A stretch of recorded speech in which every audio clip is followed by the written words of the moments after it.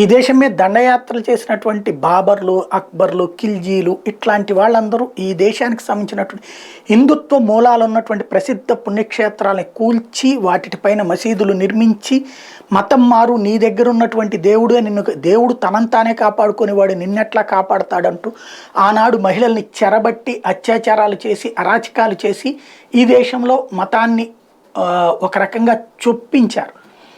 ఆనాటి తర్వాతన సాంస్కృతిక దాడి, ఆ రోజున భారతీయ సంస్కృతి వినాశనం అన్నటువంటి జరిగింది. తర్వాతన బ్రిటిష్ వాడు వచ్చాడు, వాడు కొంతవరకు కొన్ని మార్పు చేర్పులు చేశాడు. అయితే వాళ్ళది క్రైస్తవాన్ని తీసుకొచ్చి రుద్దాడు, ఇస్లాంని ఆపించుకుంటూ వచ్చాడు. ఆ తర్వాత కాలంలో ఇద్దరి మధ్యన చిచ్చు పెట్టాడు, కొత్త రాజ్యం నడిపించాడు.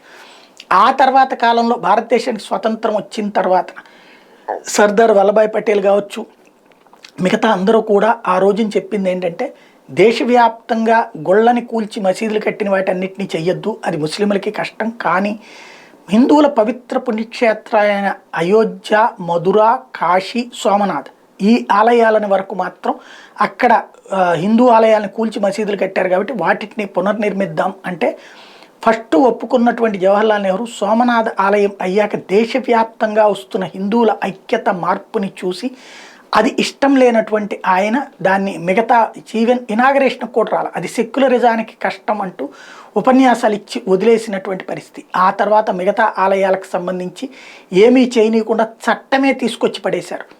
దాంతో అయోధ్య వివాదం, అప్పటికే కోర్టులలో ఉన్నటువంటి అయోధ్య వివాదం అప్పటి నుండి సాగుతూనే వస్తుంది, ఆ తర్వాత కొనసాగుతూనే వచ్చింది. ఆ తర్వాతన అయోధ్యలో బాబరీ కట్టడం కూల్చివేత, ఆ పైన పురావస్తు శాఖ ద్వారా పరిశోధన, ఆ తర్వాతన ఇప్పుడు అక్కడ అయోధ్యలో రామాలయ నిర్మాణం జరిగింది. రేపు పొద్దున ఇనాగరేషన్ కూడా రెడీ అవుతుంది. కాశీలో ఒక పక్కన మొన్న మధ్యన చూసాం, దానికి సంబంధించి కోర్టు ఉత్తర్వులు ఇవన్నీ. ఇప్పుడు మధుర శ్రీకృష్ణ జన్మస్థానానికి సంబంధించినటువంటి అంశం మీద కూడా తాజాగా సర్వేకి, మధురాలో కృష్ణ జన్మస్థానం సర్వేకి కోర్టు అనుమతించింది. దీంతో సరికొత్తదైనటువంటి మార్పు సాధ్యమవుతుంది.